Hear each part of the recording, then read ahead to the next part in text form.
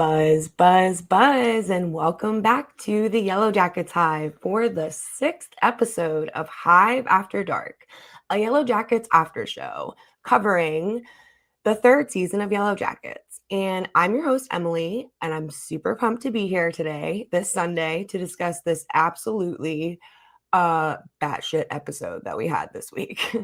Last week, we were dealt quite a heartbreaking blow, in my opinion, anyway, when Nat Mercy killed Coach Scott. RIP Coach. And some mysterious people stumbled into the girls' camp / feast unexpectedly, which may have been the best cliffhanger that we've gotten for the entire series of the show. And editor Dan Williams joined me for a chat last week, and it was super insightful. He stated that he believes that Jeff is the one who sent the postcards, which caused a stir. And hi, guys, in the comments. Sorry, I was distracted by my notes, but hello, everyone. It caused quite a stir among all of everybody watching, and me personally, as I have been convinced since the very beginning that it had to be somebody other than Jeff. And I was convinced there was no possible way. And no offense to Dan, but I'm sticking with my belief that Jeff didn't send them. Until I get confirmation from Ashley and Bart, I am firmly going to hold on to the fact that I don't believe that Jeff sent the postcards.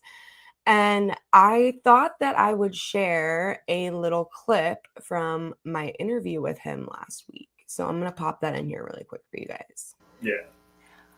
Somebody is asking, are there any clues that he thinks no one has caught yet? Yes. I'm sure there have to be. I mean, I'm pretty sure the fan base is well aware that several of us read Reddit regularly. So it's always really fun to jump on there every week and see everybody's theories and the little things people have caught and the things that people think they've caught that they're way off. So yeah, there are little things, little hints of where certain storylines are going, what's happening with certain characters. We put in as many as we can as we go to try to put in little nuggets and see if anybody finds them. Yeah. Reddit is a gold mine, in my opinion, for that kind of stuff. There's just like the community there is just so big for the show.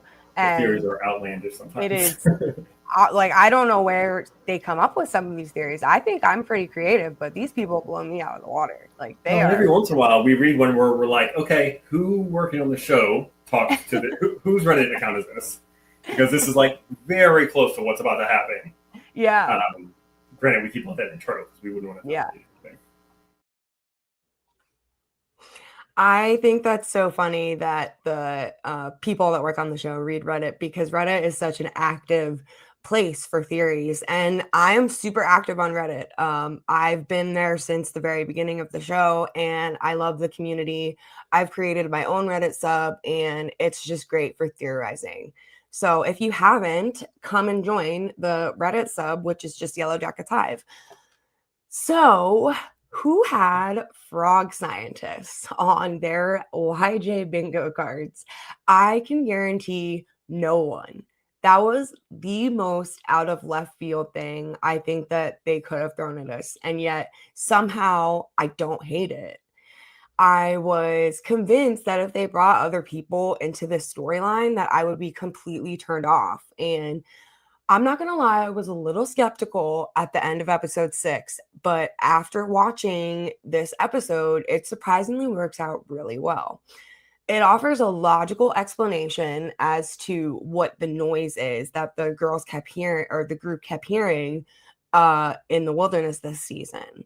And I'm all for the logical sides of things when it comes to the show. I have been since the very beginning. I love a logical explanation. I appreciated the first 15 minutes so much. Yeah. You know what's really crazy is that I read that was the longest, like, I think they call it like a cold open, like the scene before they roll the credits, the opening credits. That's the longest cold open that they've done for the whole of Yellowjackets, which is kind of crazy. And it was really cool. And it did feel really long, but it felt really fitting. It was a really good open. I like that there weren't other people living out there. We knew they would ultimately be found by somebody since they weren't looking for rescue. Yes, that was my big thing. Like, I would have been kind of really turned off if they just proposed that there were these random people living out there with them that they just like never ran into while they were out there, and they both coexisted in the wilderness like without running into each other. I just like, no. So this is better than that. I'm okay with this. But whether these people actually lead to their rescue is obviously to be determined. Of course, we had Shauna rooting for their deaths after Melissa got shot with an arrow. Although, do we really think that Shauna even needed that as a reason at this point? Let's be honest. I was really shocked when Hannah decided to come out of hiding from behind that log and reveal herself to Shauna and Nat. Like, she knew that there was no way, like, or I still can't figure out what made her make that decision in the first place. Possibly because she knew that there was no way that she'd survive on her own out there, or like I have a feeling she's gonna really regret that decision though if she doesn't already. And poor Edwin. He like literally didn't stand a chance. It was so sad. Do you all think that he happened to recognize them before Lottie drove the axe through his head? Because when they're standing there, he starts saying like when they see each other before he notices Coach Ben's head sitting on the table, he says to them, he starts off with, "Oh my God, you all are." And then at that point, Lottie axes him in the head, so he stops talking. So did he make the connection that like they were this missing soccer team that was stranded in the wilderness like a year before? Yeah, I think I see a lot of you are saying yes. If he may have realized it was the plane crash survivors. I do. When he sees the head, he knows they're cannibals. Yeah, definitely. No, he was about to say you guys are eating him, but he didn't know that they were eating him until he saw the head, which, oh, well, no, he did see the head before that. So yeah, you would be right, Allie. You would be right. But like, I mean, running into a horde of teenage girls in the middle of the wilderness that far from civilization it's just not a common occurrence. So we were right, you guys. This is the stuff that they don't want anyone else finding out about. This is the secret that they would literally kill to keep hidden, or at least one of those secrets. And if I were them, I would sure as hell want to keep that a secret and have that stay buried too. Lottie literally put a freaking axe through the dude's head, completely unprompted. I mean, he did stumble upon a group of cannibalistic teens feasting on their dead soccer coach, but let's not forget to mention that after she does this, she pretty much finger paints with the guy's blood and like smearing it all over her face. And it kind of looked like she was eating his brains. And I have a shot of one of the things that she was saying in this scene where you see her doing this after she axes the guy in the head, because I was really curious as to what exactly she was saying in this moment. And she was saying, "I understand everything it's been saying to me. Do you hear it now? Good. If I close my eyes." Somebody on one of the Facebook discussion groups shared this with me earlier today.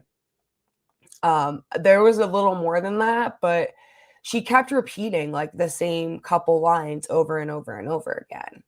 And it was really, really disturbing because it looked like she was it looked like she was trying to eat his brains. And side note, it was kind of hilarious that Mari was literally trying to scoop his brains back into his skull after he was already dead. Safe to say, in my opinion anyway, that Lottie has completely lost it. And Shauna too. Did you see her reaction and facial expression after Lottie axed Edwin? Like, Shauna's reaction was excited. It was disturbing. Oh my gosh. Like, what is going on with these girls? It makes me think that they're not going to want to be rescued when that time comes. You know what I mean? Like, they are thriving in this. Lottie was always mentally ill, but but now she's on a whole nother level of psycho. Her reaction was heinously delightful. Oh my god, Shauna was so into Lottie committing murder. Lottie is going all Drew Barrymore from Santa Clarita Diet. That's a good one, Kennedy. So Shauna was the only one happy. Yeah, I mean, now it was like fuck Lottie, what did you do? Like, all of them are like couldn't believe that actually even happened, and Shauna looked delighted, like so happy. So I'm beginning to think that the group kind of uses Lottie as a scapegoat for their actions and to justify what they did in a way. Like, they blame the worst of their actions on her because of the fact that she is ill and like she has an excuse. So, but why in the world would you kill the first person you come across in a year that may actually be able to get you back to civilization? Maybe because some of them don't actually want to leave. I honestly don't think Lottie wants to leave the wilderness. I think she enjoys the community that they've built out there, and she has the freedom to be her true self without doctors and without medication, like dulling down her senses and her abilities. And she just feels free out there. And she doesn't want to have to give that up. At least that's what I think.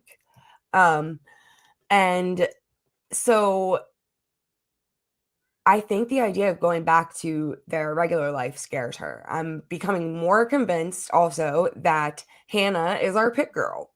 When Pit Girl is running through the snow, it's clear that she has no idea that the pit is there at all.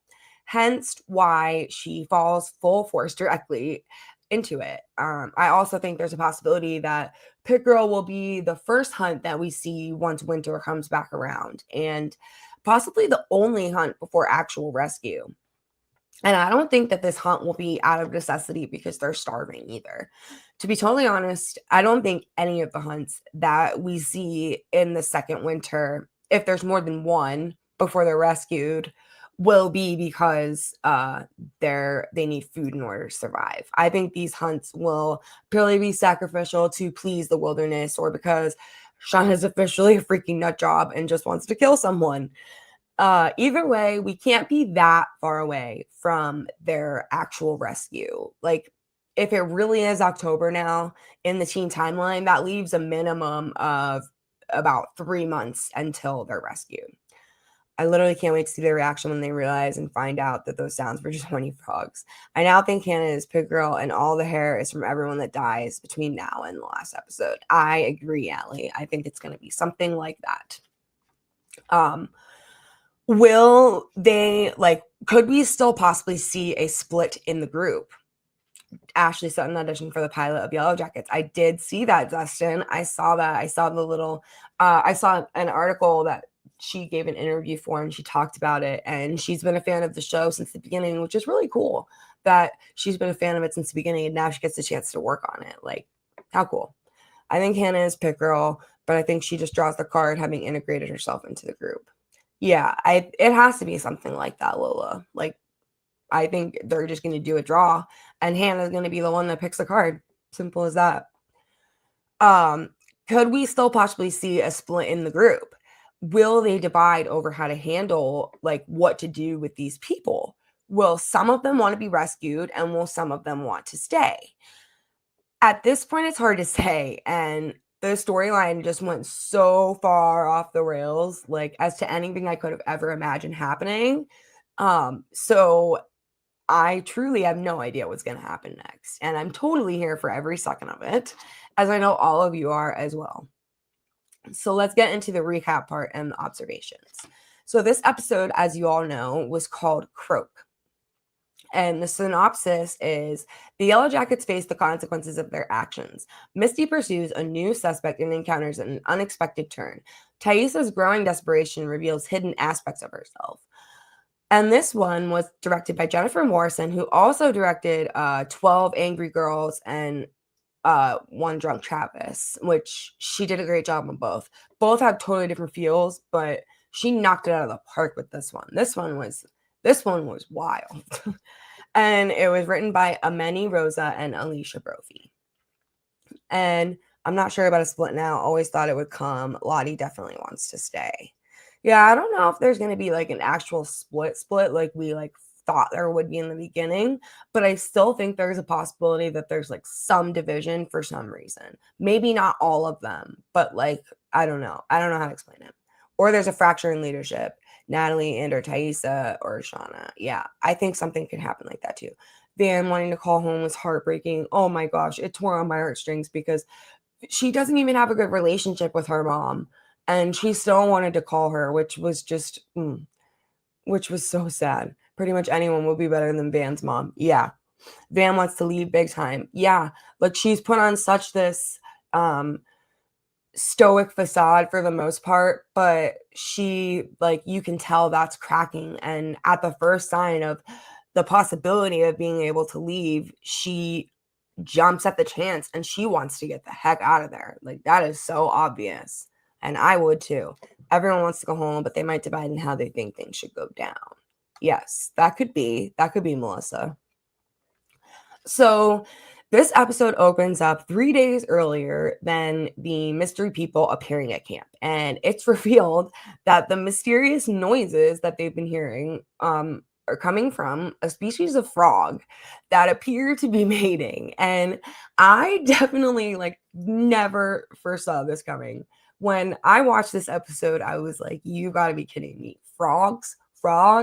Like that is going to make the people who want there to be a supernatural element to the show so mad. Because so many people were like trying to figure out what it was and thought that there had to be something supernatural to this plot point. And I feel like the further we get into the show, the more examples they give us that nothing supernatural is happening, that this is all trauma induced and in their head. I thought it was birds. Yeah, Kennedy, a lot of people thought it was birds. I feel a lot more confident Melissa is alive after Thaisa mentioned she was dead.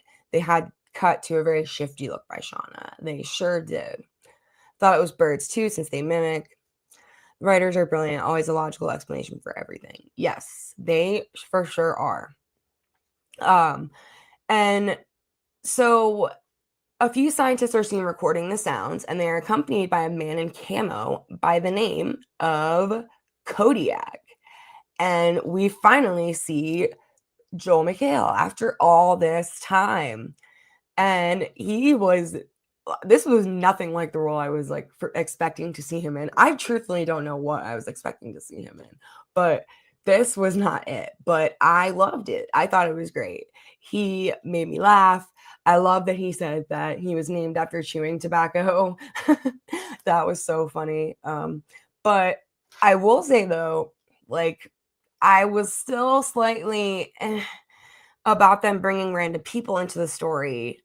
But I will say, given the reason that they're out there, like that they're scientists and they're like exploring something, investigating something, it annoys me a little less than it would if it was for another reason, like them coexisting with them for a significant period of time, like I said earlier. But 2 days earlier, we see them at their camp and they're listening to these recordings. And Hannah listening to the recordings was like the look on her face. You would have thought she was listening to like, I don't even know. Like I love the Jonas Brothers, and you would have thought it was me listening to the Jonas Brothers, her listening to these frogs made the way that she was so excited. Same. I was nervous about newcomers, but they made it make sense. They're investigating something that happens only every now and then. Yeah, that too. Like they're only out there every like 7 years, which is another thing. And so it made it less of a nuisance for me. But the male or Kodiak then shoots a rabbit with a bow and asks the scientists if they're hungry. And he says, dinner's on the house tonight, everyone. The wilderness provides. I call this dish Peter. Okay. The wilderness provides had to be like a dig at us as a fandom, right? Because they know that we think like everything is connected and we're trying to find a reasoning behind everything that happens. So I feel like they just stuck that in there to like make fun at us for that or something. I don't know. I hope he escapes because became more reclusive. Yes to the dig. Okay. Yeah. I'm glad somebody else thought the same thing. The male scientist, Edwin, refuses his offer, opting for a protein bar. He says that the last team hid a stash of them somewhere. And this has to be where the KUH stash of survival supplies that Ben found come from, which unfortunately means that they have nothing to do with Cabin Daddy. That I was really hoping that that's how he would tie in, like that there was still a tie-in somehow, but I think they've abandoned that plot line, sadly. One day earlier, Hannah asked Kodiak about questions about himself when they're in a tent while it's raining, including how he got intertwined with the university that they're doing research for. And he jokes around saying that he's a frog scientist too, and tells them like this funny, well, I mean, he probably thought it was funny. I don't think they thought it was funny story about frogs. And then he says he's an expert in horticulture, and he pulls out a joint and they all smoke together. And Hannah was asking Kodiak a lot of questions about how he came into this line of work, and just overall questions about himself, like trying to get to know him better. And she asked him if he was named after the bear, like I just said, and he said he was named after chewing tobacco. But why was he so evasive when she was asking him these questions? Like, is he just a super private person, or does he just like not know how to be social? Is socializing just not his thing? Is he more of a loner? Because she wasn't like, I don't think she was necessarily prying. I think she was just being nice and trying to make conversation. I mean, they were in a tent together while it was pouring rain, and that tent was not very big. So what else are you going to do but talk to the people that you're there with? So I don't know. Maybe he lost someone there himself and he was looking for them. He knows about Cabin Daddy and the mysterious goings in the wilderness. Yeah, he was acting a little sus, Allison. But I also love this moment because they dropped I Just Want to Fly by Sugar Ray, which is great song. Another great needle drop. They're killing it with those this season. And Kodiak says that the frogs that they're researching thaw out every 7 years to essentially have a big orgy. And these frogs are called the Arctic Banshee frog, which totally made up. Would have never known. I didn't think frogs even existed that far north, wherever they're supposed to be, which I assume was pretty far north.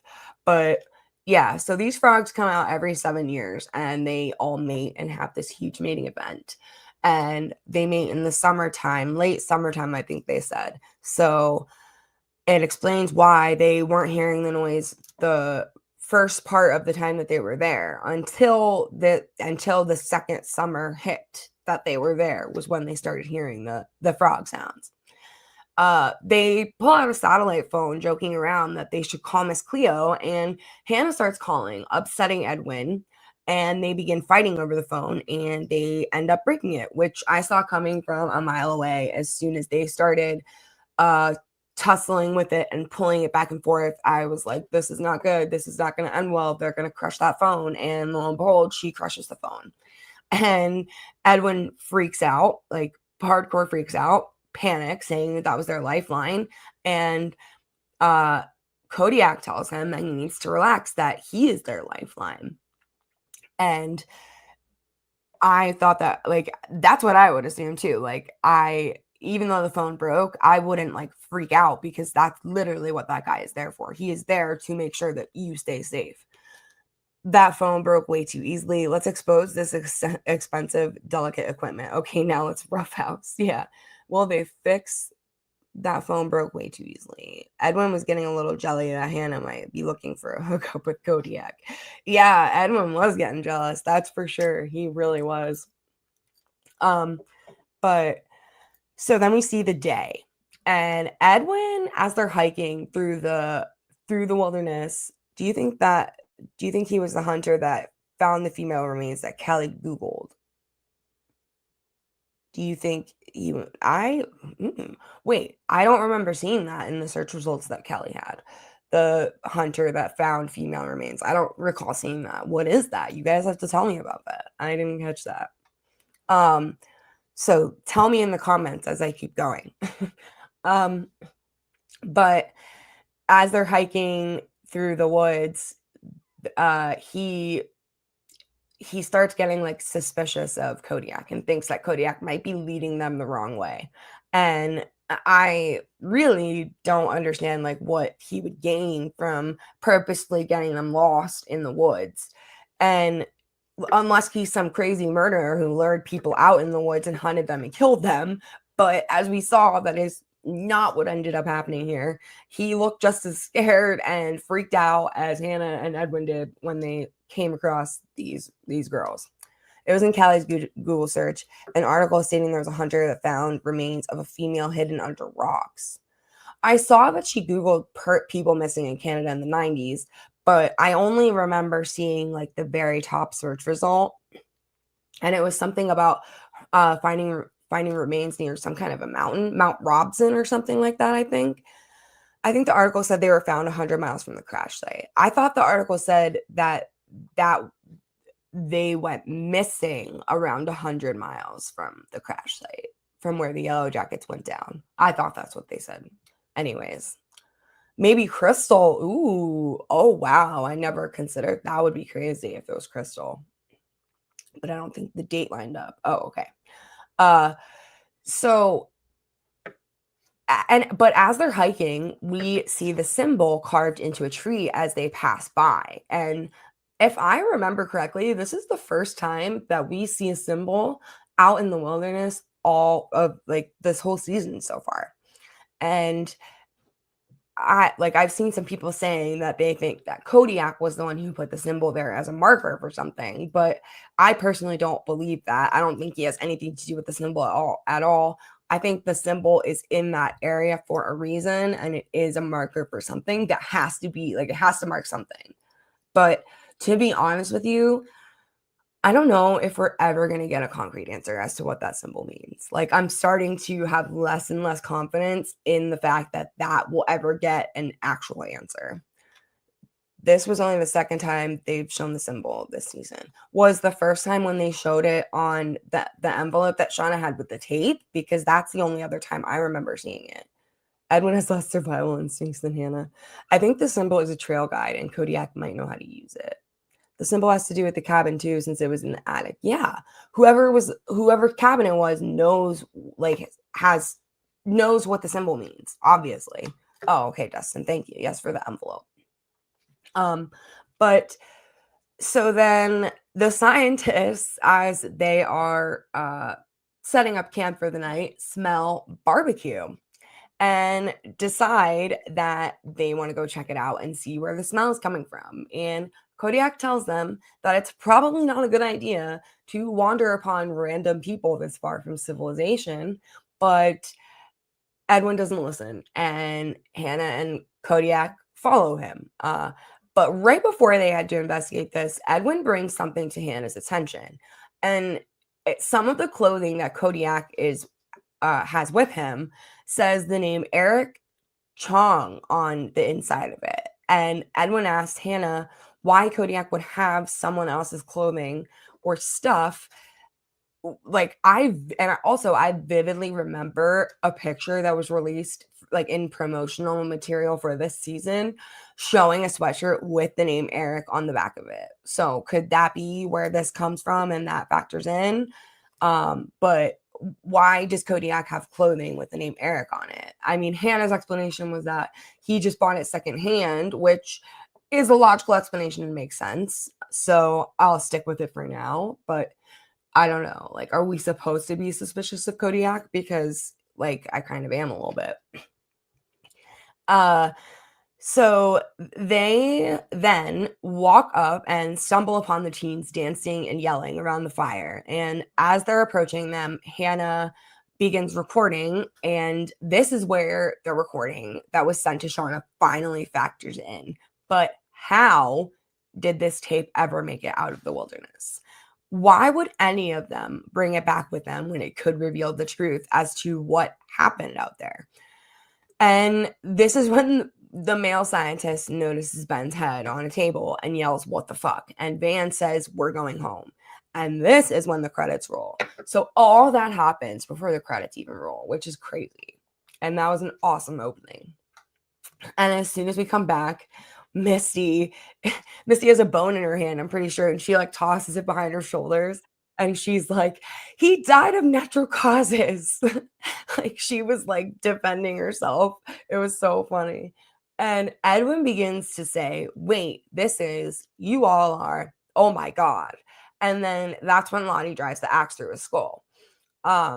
Did anyone else notice, though, at this point that when Edwin was standing there, like before Lottie put the axe in his head, that he was wearing a compass around his neck, and the compass was going crazy, like haywire, like just spinning in a circle around and around and around.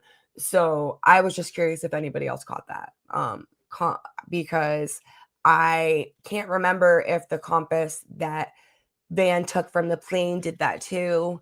If maybe like there's something going on in the area that they're in that like messes with compasses or something. I don't know. Do we think Edwin recognized them? That was kind of crazy. Yeah, I asked that a little bit ago. If everybody believed that he was like, he really thought that they were who they are. Like, did he know? But and then so Natalie asked Lottie, she's like, fuck Lottie, what did you do? And I watched this with captions for the first time right before I'm recording this episode with you guys. And I caught a lot more of the dialogue than I caught when I didn't watch it with captions. So I think from now on I'm gonna watch with captions. But Nat said something about like bring them back alive, like, and then she said clean this mess up, like we don't know how many are still out there. Which I think it's crazy that they're thinking to clean up their mess because they're afraid of what other people are going to think if they stumble upon. Like, that's their first thought. Well, maybe you shouldn't cannibalize your soccer coach. But so Lottie responds to Natalie, they don't belong here. It doesn't want them here. And Kodiak then tells Hannah to run, and the girls begin to chase them as they start to run away. And Kodiak shoots his crossbow at them and ends up hitting Melissa in the shoulder area. And it was really interesting to see them all band together to try to find Hannah and Kodiak and track them down. Nat very much took a leadership role in this moment when they were all listening to the sounds in order to figure out what direction to go in. And I thought that it was interesting to see Nat and Shauna team up and work together, especially after the last episode when they were kind of like, And Lottie is then seen smearing the man's blood all over her face, saying crazy shit. And Shauna tells Mari that she needs to help Melissa. If she dies, Mari dies too. And Jen calls Lottie a psycho and says that those people were probably there to help them. Shauna, in the adult timeline, Shauna takes the tape into the bathroom, turns on the water, and listens to the rest of it. And she hears Hannah talking about her teen pregnancy on the tape, and she looks up Hannah's obituary online at this point. And she looks up Hannah KUH frogs, which was a really weird thing, like words to pair together. They totally went into hunt mode. Yeah, they absolutely went into hunt mode. 100%. And Jeff is a little bit upset with Shauna for keeping secrets from him. And he tells her that he really wants to help. And she tells him that the best way that he can help right now is to take care of Callie for her own safety. And for her own safety, she needs to back the fuck off. And then tells Jeff, you too, sweetie, in the sweetest voice possible, which made me laugh out loud, but also scared the shit out of me because she's being like 100% serious and wants him to back the fuck off. Secrecy is your love language. Yes, NY Gemma, yes. She gaslighted him. Oh, yeah, she most definitely did. Yeah. Poor Jeff. I feel so bad for him right now. But then we see Callie. What if all the Yellowjackets die except Shauna? Maybe Callie turns her in for something. So you think that Callie's going to turn against Shauna? That's interesting. All right. Callie is seen listening to her mom and dad, and we see her Googling missing persons Canada 1990s. So Callie must have heard something specific on the recording that she had of Shauna, Ty, and Van that made her search that specific phrase. But what exactly did she hear that prompted this search? Because if she listened to the actual tape itself, how would she have even known what it was without someone explaining it to her? It's not like it had Shauna's voice on it. It just had a bunch of girls screaming and then a thud sound and a woman talking to her child. So, like, how does this even have a connection to Shauna? For Callie, I mean. I think Callie will fear Shauna and start plotting. Callie is too smart for her own good. She most certainly is, and she's beginning to catch on a lot. Do we think Callie knows about Shauna's journals? That's a good question. I don't know. I'm not sure. I don't think Jeff would like tell her about them. And I don't know if they're all gone because we obviously saw her burn some of them, but there could still be more that we just don't know about or that she just didn't burn. I think that's entirely possible. She may not have even heard Hannah's message. Exactly. And I don't think that she did hear Hannah's message because if she only heard what Van and Ty heard while they were in the car with Shauna, Shauna stopped the tape before it got to that point for them to hear. So they heard Lottie hit Edwin in the head and everybody scream, but they didn't hear past that. She told them about the fact that Hannah left that message for her kid after the fact. Later in the episode, she told them, but they didn't know about the rest of the tape until she told them. So Callie probably didn't hear that part of the tape, I would assume. Callie is going to figure everything out. It's only a matter of time. Yeah. I don't think she puts everything in the journals. I don't either, Lola. Do you think Shauna actually killed Lottie? I think it's definitely a possibility. I think there could be other possibilities too, though. But so Misty shows up at Van and Ty's hotel room and she convinced someone who works there to directly let her into their room. She thanks the hotel worker for letting her in and says, "Keep your eyes peeled for the 1099. What does that even mean? Like, what is she talking about? Keep your eyes peeled for the 1099? Like, what are you talking about, Misty?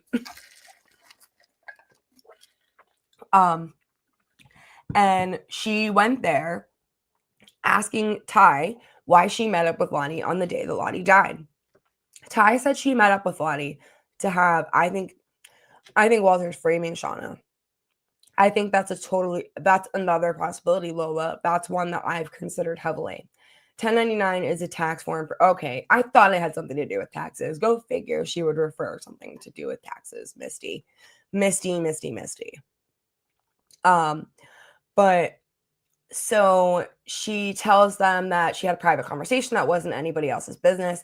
And then Misty point blank asked Ty if she killed Lottie because she lied and has a history of doing crazy shit and not even knowing about it. What crazy shit has Ty done that Misty knows about? Did Ty actually burn the cabin down and somehow everybody else actually found out about it? And that could be what she's referring to? Or is it something else? Misty point blank asked her if she killed Lottie, like I said, and asked Van if she believes her. And Ty in this moment gives Van a look and subtly nods, like, no, like shakes her head, say no, like as if to like have her back. What is that about? Like you can see in Van's face too, that she has a moment of doubt in that moment. Van covering for Ty again. Yeah, exactly. I don't think that Van believes Ty anymore at this point. So Ty says obvious whoever sent the tape to Shauna murdered Lottie, which prompts Misty to ask what tape. So I don't think that they even knew that there was a tape, right? Like, I mean, that's the impression that I'm under. That none of them knew that this tape existed until it showed up at Shauna's house. But so and then we see Hannah and Kodiak running through the woods, and Hannah says that they need to go back to the camp to get the sat phone. And Kodiak replies that they need to go deeper into the wilderness and she needs to stick with him or she's on her own. Which then she runs in the total opposite direction, which I don't know why she would do that. I would stay with the man that is knows the wilderness and wants to will actually know where he's going and can protect you, but you do you, Hannah. And she runs off as the other girls were chasing her down. And as she's running away, her hair gets caught on a tree branch and part of it rips out, leaving behind evidence that she was there. And she hides behind a big log as Ty and Van run past looking for her. And as she's hiding, she addresses her sweet baby Alex, and she says she's not sure how they would ever even hear this tape, but she loves them very much. And when her hair got ripped out, they focused on that and played some pretty ominous music, which immediately made me think that of the Antler Queen's robe that we see during the Cannibal Council scene. Like, she had something adorning the robe that suspiciously looks like human hair. So, Shauna tells Van, Ty, and Misty there was more than what Lottie did on that tape, and that Hannah recorded a message for her child. And Shauna says Hannah's daughter somehow got a hold of the tape and is now out for some kind of revenge. We see on the plane, they changed, gone to the lakes, gone deeper. Yes, that is true. Yes, the hair souvenir. Yes. In this episode, it shows Hannah hiding the bag with the tape in the wilderness. I think it eventually gets found and her child becomes aware of it and makes connection to the Yellowjackets. Yeah, I definitely think that's what happens too. So Misty said she's sending cleanup, which makes Shauna say, I'm sorry, did I ask for your help?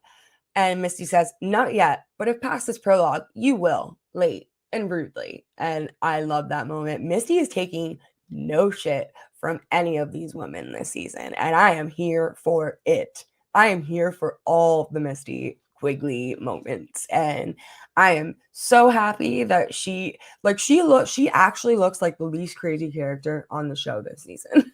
And who would have ever thought that Misty is the sane one of the group? Who would have thought?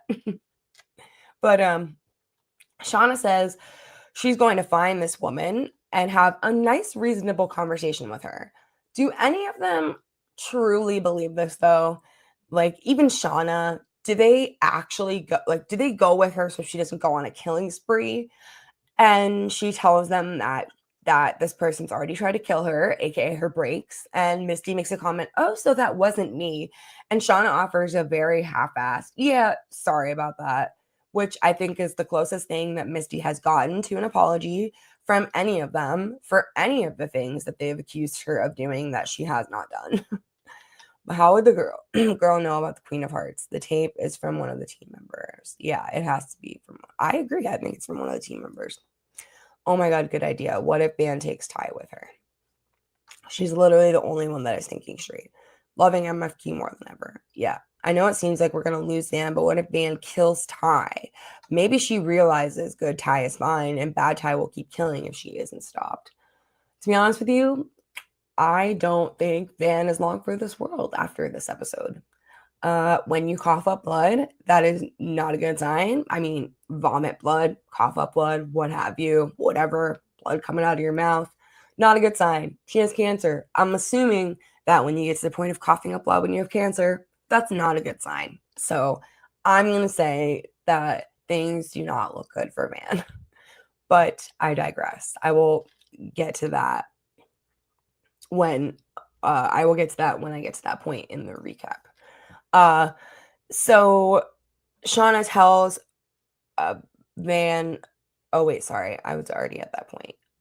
Shauna said she's going to have a conversation with this woman, and they accompany Shauna to meet Hannah's daughter, and Misty then listens to the tape. And after she finished listening to the tape, she says, there was no mention of any offspring in her obituary. Shauna says, that's because it was a teen pregnancy. The daughter never even took her mother's name. I found the birth record in Hannah's hometown. Wasn't too hard to find a current address from there. And Misty seems very shocked and like kind of impressed that Shauna did all this like digging on her own. But what would make Hannah's daughter wait 25 years to use the tape against like the women or Shauna? And why Shauna specifically? I'm not going to lie, it took me a minute to make the connection as to why Shauna kept placing such an emphasis on the fact that Hannah had a teen pregnancy when so did she. So obviously she feels some kind of tie to Hannah because they have that thing in common with one another. I'm very curious to know if they ever end up bonding over that and if Shauna knew, but I don't think Shauna knew based on her reaction when they discuss it in this episode. So Misty comments that she can't believe that no one knew about Hannah's child. And Van says someone obviously did because they smuggled this tape out of the wilderness. And Ty says that Jen and Melissa got pretty close with Hannah. And Van says, yeah, they're both dead. How about that's a huge bomb to just drop in the middle of the episode that two of the girls that we've been speculating on their survival are dead, like just flat out say it. Have they ever just confirmed someone's a lot like status like that, whether they were alive or dead until this moment? Because it really took me back. I was like, oh my god, that means that Hillary Swank is not Melissa, like everyone's been speculating, right? Like, I mean, that was my first thought, but a lot of people are thinking that this could be a misdirect, and Shauna did have a super shady expression on her face after Van said that everyone is dead. So, does she know something that the others don't? I think it's possible. The side eye and lip twitch from Shauna tells me otherwise. I think at least one is still alive based on Shauna's eyes. Yeah, I definitely think that is a possibility. So uh, then Misty says, okay, so there are two mysteries. One, who brought the tape back from the wilderness? And two, why would Hannah's daughter wait 25 years to come looking for revenge? But what if someone else is behind it? Like, what if someone else clued Hannah's daughter into all this and gave her the tape? Like, what if it was Walter that gave her the tape? Just throwing like a crazy scenario out there, like, because everybody thinks that Walter has ill intentions. So he has to like factor into the story in a negative manner in some way if you want that to be the case. But Misty, like Misty said, like she asks, why wait this long to seek this revenge? And Shauna stops for gas and asks who's paying. Ty gives her her card and it gets declined, and she chalks it up to all the hotel stays and charges. But something tells me that that is not what's going on here. Like, I feel like there has to be more to it, unless that's just to like show that Dark Ty, other Ty, like doesn't give a shit and just does whatever she wants when she's in control, including spends all Ty's money. Like, could it just be that? Is Ty going public that starts? Is it Ty going public that starts it all? What if Walter got the tape from Natalie's storage? Oh, okay. She has Hannah's bag stored there. I don't think it's Hannah's bag. I saw the pictures and the bags look different. The pockets on the sides are definitely different. So while it's a good thought that the bag's the same, don't think they're the same bag. So while it's still possible that it could be the tape, I don't think that it's the same bag. Could be Walter. We know he has money too. He could have gone digging in the wilderness. Very true. Yes. I guess tape is found on one of the other studies every 7 years for the frog orgies. So maybe in 2018, and then found its way to Hannah's daughter or someone else. I think Walter lied about the DNA as well. I think Walter could have lied about the DNA too. Absolutely. 100%. So now we know 100% that the tape is actually from the wilderness, as we saw and heard when the tape was actually initially being recorded. We see Hannah hide the DAT recorder before she reveals herself to Nat and Shauna. And we know that Hannah doesn't make it out of the wilderness. So someone brought that tape back with them.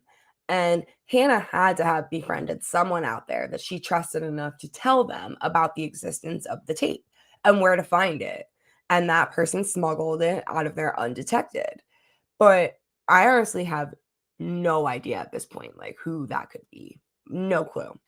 And because they all seem dead set on keeping their secrets hidden at all costs. So, like, I don't know who would risk the possibility of anybody else finding out what happened out there. Nat, notice the nice wrapping paper at the end. No, I don't. Wrapping paper. What wrapping paper? Do you think Walter is his real name? somebody asked that question in one of my previous live streams, and I definitely think there's a possibility that Walter is not his real name. Definitely. I think he could be undercover for some reason, one reason or another. Totally possible. So Ty and Van discuss Ty's going to see Lottie the day that she died, and Ty says that she spoke with her about what Lottie said the night that Natalie died in the wilderness, like about the wilderness being happy with them. And Ty says that the universe was trying to send them a sign. Van says she doesn't want to live that way. And Ty says that she will do it for her so that like Van doesn't have to. And I think 100% that Dark Ty was present and in charge for this entire conversation. I think at this point it is her all the time. I don't think that there's any room for discussion at this point anymore. I think she's completely taken over and is in full and total control. And like we saw with the phone last episode, with Van getting that phone call with that phone that wasn't even plugged in, and it sounded like Ty on the other end of the phone. I think that was Van or Ty like trying to reach out for help, and we see that again in this episode a little later. But so she then she even asked Ty, do you promise you didn't do it? So there's clearly some doubt in Van's mind about this. And I mean, if it weren't for the fact that Walter said that Shauna's DNA was tied to it, like I would say maybe it was Ty too. But Walter could be lying about the DNA. But if it was Ty, why would he lie and say it was Shauna? I don't know. So, and Missy asked Van if she's feeling okay at this moment, and Van says that she's just a little motion sickness. So they get back in the car and they get on their way. Ty and Van find the scientist camp and investigate, and someone on Reddit speculated that the fabric of the tent is what was used to make the Antler Queen's robes that we see in the Cannibal Council scene. They stumble upon the frog in the jar and the broken sat phone, which they don't realize is broken right away, and they get their hopes up for just long enough to have them be crushed. And in their panic, Van says she's going to try her mom, which just absolutely tugged at my heartstrings a little bit because, like I said at the beginning, Van does not have a good relationship with her mom. So for that to be the first person that she wanted to call, like, oh, that just made me so sad. And so Ty says something like, at least we have supplies for the village, like after they realize that the sat's phone broken. And Van, who we saw be pretty vulnerable in this episode, said, we just need to find these people so we can go home. And I thought about it. And don't you think, like, none of them probably talked about or, like, thought about the idea of rescue for quite some time and had settled into the fact that they were stranded. And these scientists were, like, the first glimmer of hope that they had out there that, like, they was afforded to them since they crashed. They also noticed the initials KUH on the sat phone and make the connection that this has to be tied to the supplies that Ben found that they found when they realized that Mari was hiding with Ben. So the supplies were from the previous research team that Edwin referred to earlier. And like I said, Ty said that they had supplies for the village. Travis and Misty and Akila team up to corner Kodiak. Akila and Travis, Misty, and Akila, sorry. And Travis and Akila go one way and Misty goes the other way. They say they're going to corner him to, which they called it Shit Ridge, which, oh, come on now. Like, you know that we have names for everything and we call it Shit Cliff. Like, couldn't you have just called it Shit Cliff too? Like, to honor us and all the cool names that we've given you for these characters. Because the Antler Queen was a fandom name. It was a name that was come up with by the fandom. They did not create that. Keene University Herpetology is what KUH stands for. Yes, JA, yes. I did know that. So they team up to corner Kodiak, and as Shauna and Nat are looking for Hannah, Shauna notices Hannah's hair hanging from a branch, and she pockets it. And this has to be where the hair on the Antler Queen's robe come from. Like, she literally took it as a trophy, in my opinion. And Hannah sees Nat and Shauna searching for her, and for some reason, she comes out of hiding saying, "Please don't hurt me." And she tells them that she had nothing to do with Melissa being hit with the crossbow, and she hired Kodiak as a guide. But again, what possessed her to come out of hiding at this exact moment? I mean, like, didn't she think they were going to kill her? I thought they were going to kill her because of what Lottie did to Edwin, and they're afraid that she'll tell someone, and because of what she saw, and implicate them in some legal way if they're ever rescued.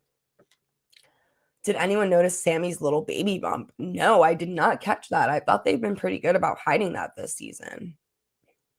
I think all that was being recorded. Oh, that would be interesting if all that was being recorded. So Van and Ty arrive and see what's transpiring, and Shauna says they should kill her so that people come looking for them and they won't have to leave behind any witnesses. And Ty asks if she's going rogue and says they need to consult the group before making such a decision. And I love this part when Van says this. It's bad enough that Lottie already killed one of them. Sorry. And she like apologizes to Hannah for the fact that Edwin is dead. And that made me laugh. It really did.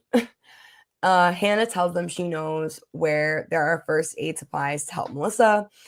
Shauna, Ty, and Van are driving to Virginia to find Hannah's daughter when Walter calls Misty and tells her about the DNA results.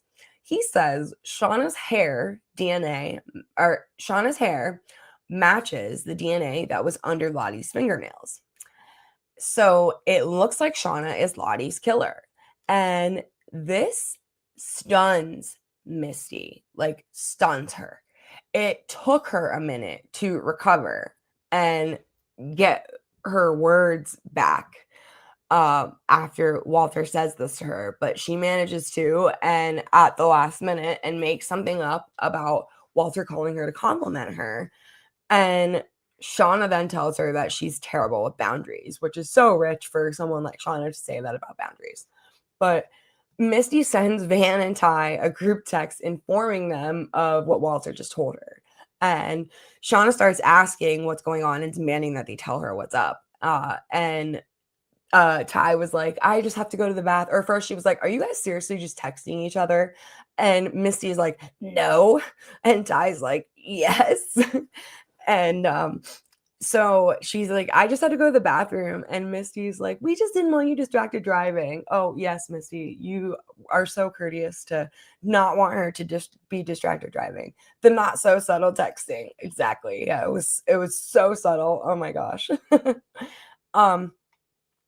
So the all of a sudden Van starts coughing up blood, and like I said, guys, I'm calling it now. Van is not long for this world.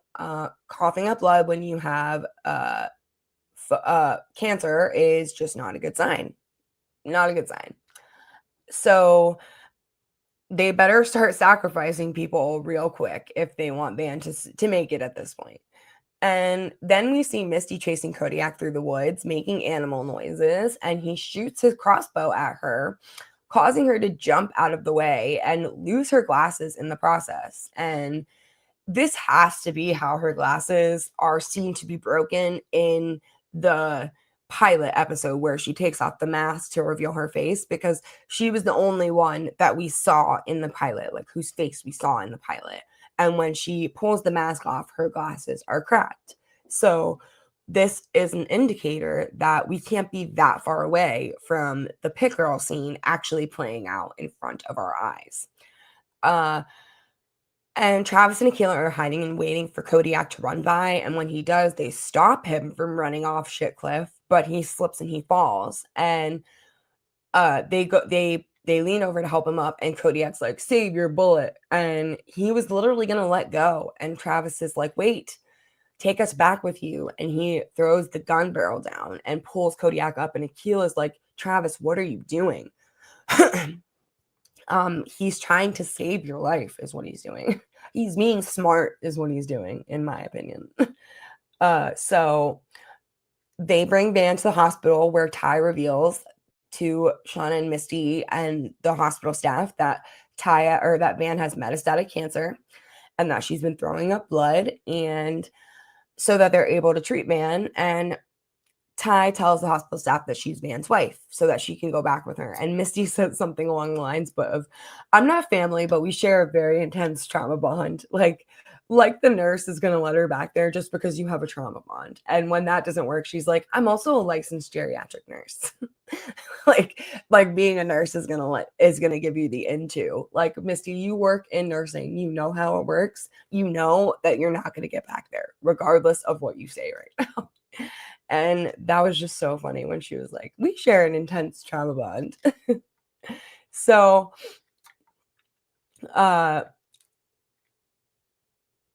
Shauna comments that it's so unfair, and Misty asks her to stop pretending like she cares. And she says, we all know you killed Lottie.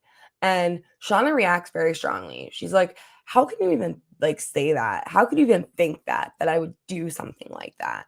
And I feel like that reaction was like one of the strongest reactions we've gotten from Shauna all season. Like, the level of emotion that we saw from her. Travis is like, please save me from these crazy bitches. Yeah. Misty always thinks she can talk her way into things. How come they give the man survival instincts? LOL. Kodiak was like, peace out. Yeah, he sure was. So Misty tells Shauna that there's DNA evidence, and Shauna says that Lottie stayed at her house, so her DNA is probably all over Lottie.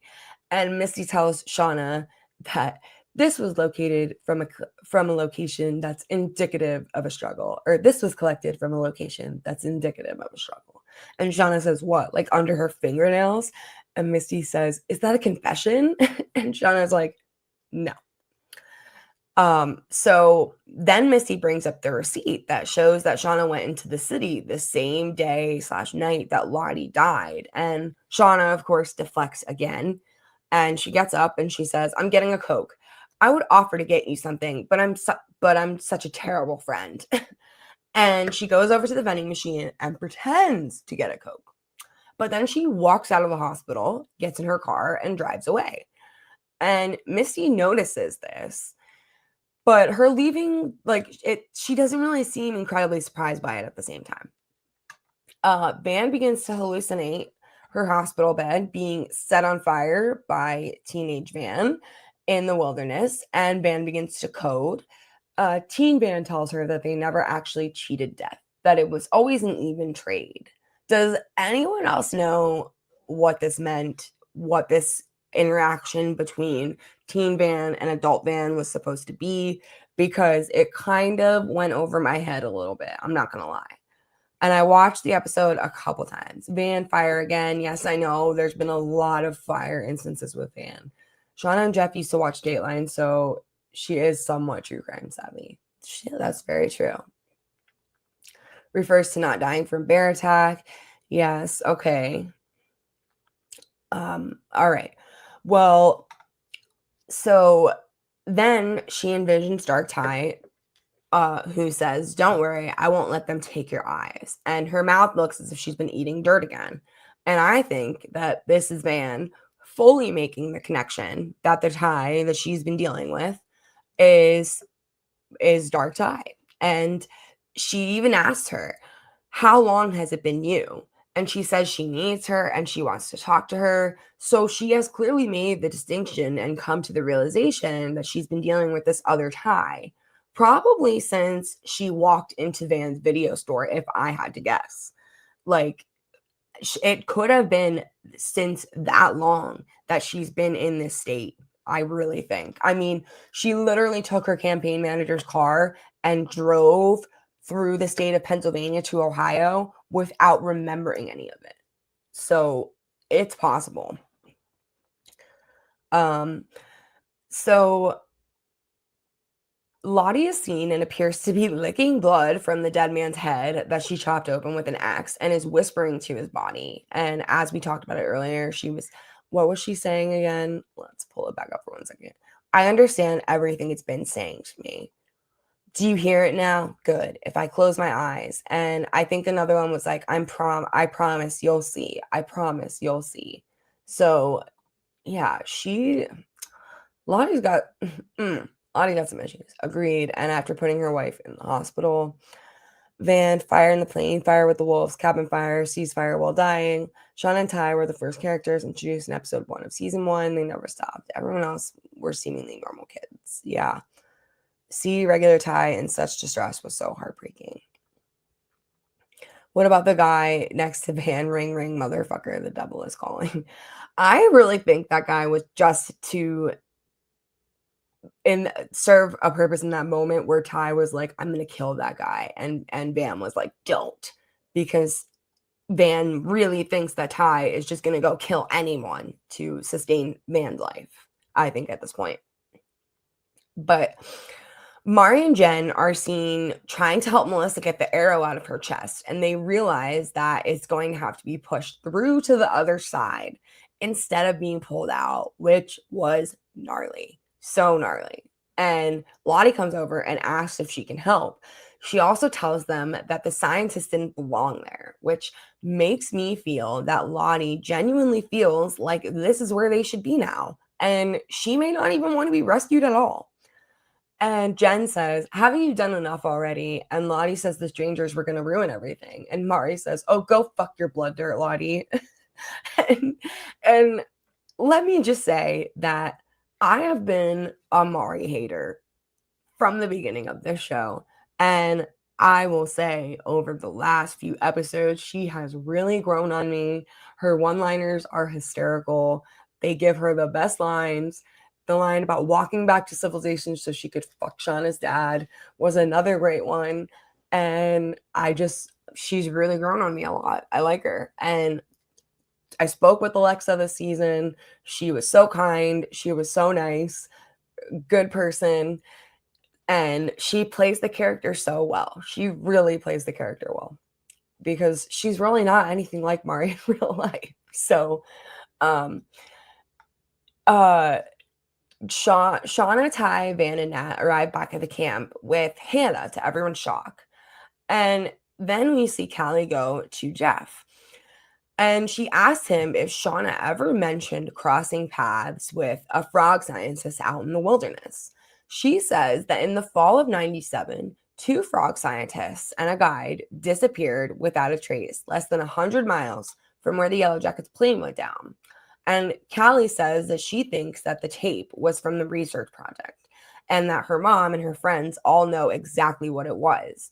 But if the only part of the tape that Callie heard was the same part that Van and Ty heard, how did she know anything about those frog scientists? All they heard was the testing 1, 2, 3 and the screaming.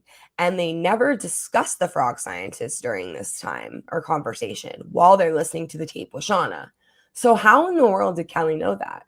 Like, was that in her search results when she was searching missing people in Canada? Like, that happened to pop up? Because that's the only explanation that I could think of. Would be that, like, when we see her make that search, we obviously don't see every single result that she gets. So, like, is that the explanation? The other forever, yes. I think so. Okay. Yeah. Researching the area of the crash. Yeah, and that came up. Okay, that makes sense. That makes sense. Callie is so smart. But when Callie reveals this information to Jeff, she also poses a question to him. We keep telling ourselves that mom is basically a good person and that all this bad stuff that happened to her couldn't be helped. But what if she's actually a bad person? And it kind of seems like this is a question that Jeff has been avoiding because he knows the real answer and doesn't want to admit the fact that his wife is not a good person. Because, I mean, let's face it, like, Sean is not a good person. The further we get into the story, the more she reverts back to this version of herself that we are seeing in the teen timeline, in my opinion. She's like, she gives no fucks anymore. Like, she's just doing whatever she wants. And anybody that gets in her way that will jeopardize her freedom or her safety or anything like that, like, she will take out. Like, she has no issue with that. She has no conscience about it, like, none. Jeff has been living happily in denial for a long time. Yeah, for sure. Jeff has been dreading this day that his daughter recognizes it. Yeah. Yeah. Could Shauna have listened to it all before getting into the car with them also? So it was recording on her phone, thus the 45 minutes of recording. That's possible. That's possible. Is that ribbon have hair on that? I don't know what that means, Melanie. I think the writers are playing up Shauna being evil in response to the fandom. That's possible, but I don't know. Like, either they redeem her or she just gets worse at this point. And with the way things are going, I just don't see her getting any better. I just don't.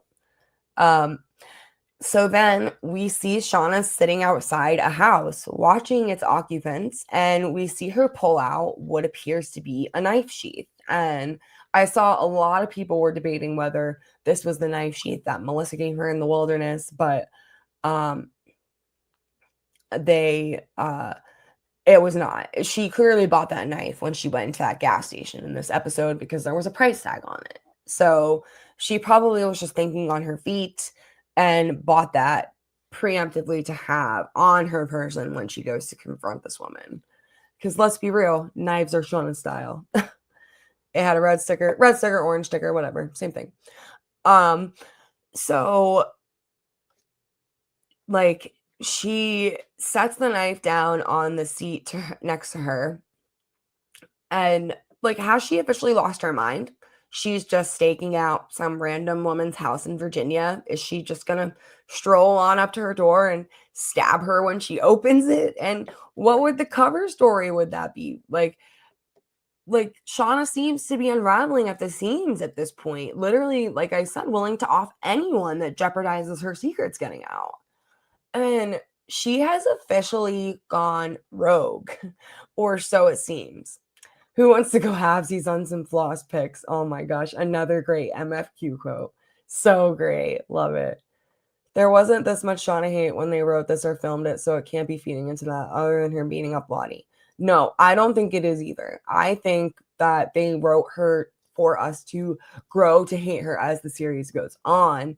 But like, up until this point, a lot of people were still justifying her actions, but it's very recently that a lot of the fandom is getting fed up with her behavior and can't justify it anymore, and it's done making excuses for her. Who's springing for the gas? I don't think Shauna always thinks things through. She's very impulsive. Well, yeah, she's certainly impulsive. If Hillary is Melissa, I think she knows she's alive, and that's why she left the hospital on her own. That could be Allison because she wants to confront Melissa by herself. Yeah. But maybe, like I said, like I was curious as to how Callie knew about the frog scientist, but you guys have helped me see that she saw that in her search for missing persons in Canada and the proximity where the Yellowjackets crashed. She heard Hannah's voice on that tape. Maybe she really is a lot smarter than people give her credit for, though, guys.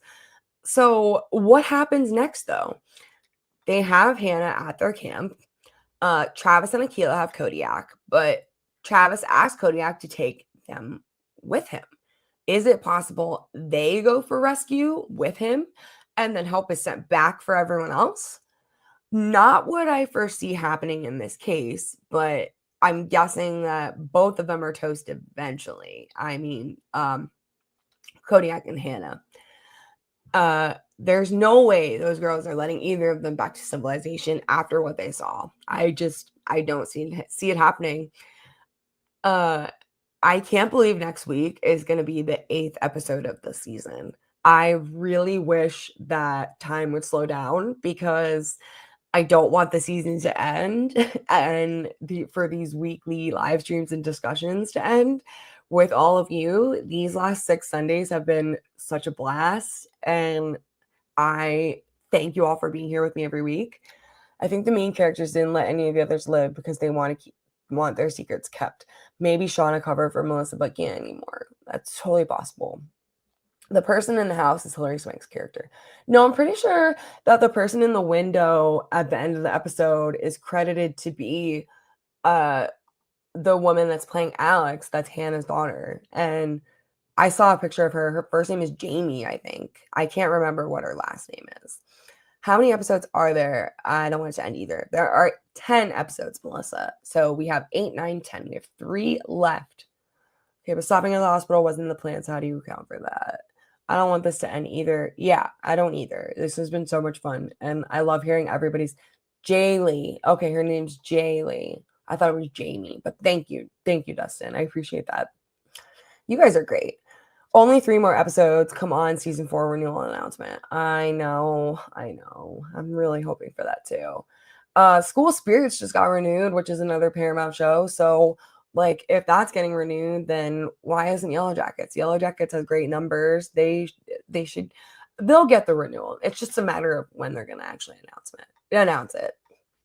But so the 8th episode is called A Normal Boring Life. And upon hearing that title a while back when they initially announced the episode titles, I really had no initial guesses as to what it could be, what it could mean. And I still really don't have any legitimately good ones. Maybe they daydream about having a normal, boring life. Like maybe they do initiate rescue and look forward to having a normal, boring life. I'm not sure, to be honest, but I'm super excited to be back here next week. Same time, same place. I see you guys talking about School Spirits. I've never watched it, but I've been told it's good. So maybe once Yellowjackets is over, I will check it out. And in the next episode, we finally see Hilary Swank. And all this conversation about who she plays will be put to bed at last. I don't know about you, but I don't think I can handle many more thoughts and theories and posts and discussions on this particular topic. We have talked about who Hilary Swank could be to death. It has been talked about so much. So I am just more than ready for everybody to find out who she is. And just a reminder for everyone that next week during Hive After Dark, I will be dropping a clip from my interview with Kevin Alves, Travis. So if you want to see a sneak peek of that conversation, be sure to tune in. The full interview will be released the following day on all social media platforms and Spotify, which will be March 31st. The whole thing will be released for everybody to see. I'm really excited to bring that interview to you all, so I hope you enjoy it. And I also just found out that I'm going to get to interview another person from the show and bring that all to you. So I will be getting the chance to chat with Joel McHale, and I'm going to get the chance to bring that to you guys. That won't be until after the season concludes that I will have that episode for you guys, but I'm super excited to bring that one to you guys too. I can't wait to talk to him and hear about his experience on Yellowjackets. It will be really fun. So are you jumping in their DMs getting interviews? Well, you got to make moves to get places, Dustin, right? So again, thank you for tuning in and for being here to keep me company every week. I absolutely love the community that we've created here and the discussions that we have every week. It really is one of the highlights of my week. So thank you for being here and thank you for the support. Oh, you're welcome, guys. And you guys are the coolest too. You really are. You guys bring me a lot of joy being here every week with me. Random theory that I do not want to come true, but Randy was so bitter during the retirement home. Maybe he was more disgruntled than we thought. So glad you do this. Oh, I'm so glad you could tune in too, Summer. Everyone should just hit the like to help this. Yeah, I know Nelson Franklin was only in about 10 minutes.